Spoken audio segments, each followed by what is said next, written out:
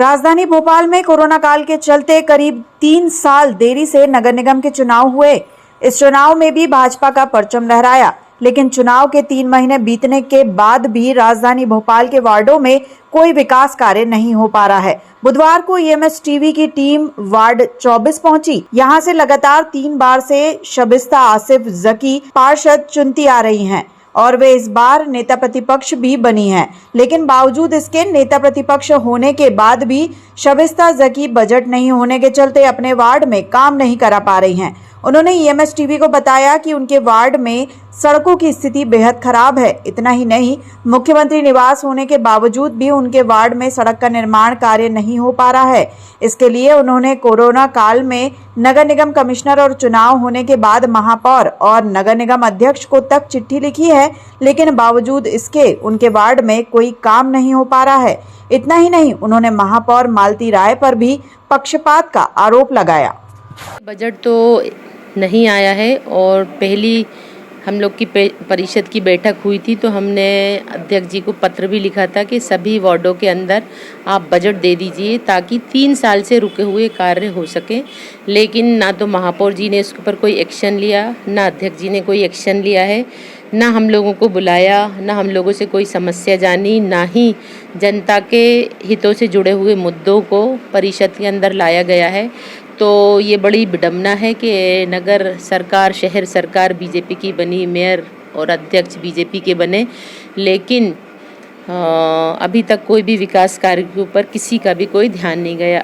देखिए 3 साल से तो हमारे वार्ड के अंदर भी क्या सभी पूरे भोपाल शहर के 85 वार्डों में कोई काम नहीं हुआ, क्योंकि वर्तमान में जो हमारी सड़कें ख़राब हैं।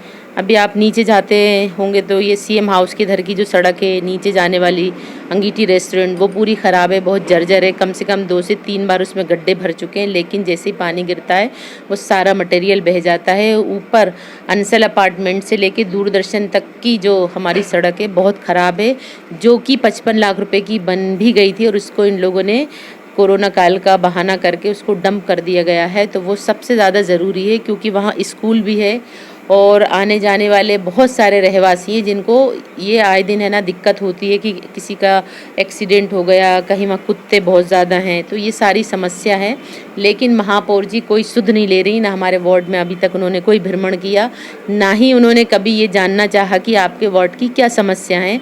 वो मेयर हैं और वो सभी की मेयर हैं, तो उनको हर वार्ड के अंदर जाकर और जनता से जुड़े हुए मुद्दे जो हैं, जनता की मूलभूत सुविधाएं जो हैं उसको ध्यान में रखते हुए काम बहुत तेज़ी से करना चाहिए। जबकि उन्होंने अपना संकल्प पत्र भी जारी किया है, लेकिन संकल्प पत्र के अंदर जितनी भी बातें थी उसका अभी तक कोई भी काम शुरू नहीं किया गया है। बिल्कुल, हम लोग अभी थोड़े दिन पहले की बात है जो हमारे ऊपर एफआईआर हो गई थी और हमारे सभी पार्षद साथी गए थे कमिश्नर साहब को अवगत कराने की सच्चाई क्या है, सीडीए वगैरह लेकर और एक आवेदन लेकर।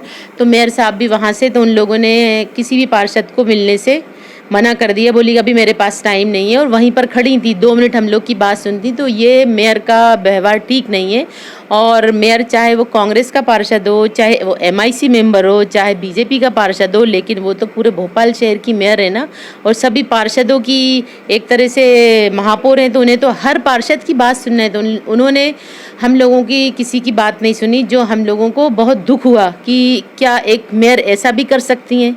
अभी इससे पहले जो मेयर थे उन्होंने कभी ऐसी बात नहीं करी, भले वो हमारा काम ना करें, लेकिन बात तो सुन सकते हैं ना, बात भी नहीं सुनी उन्होंने।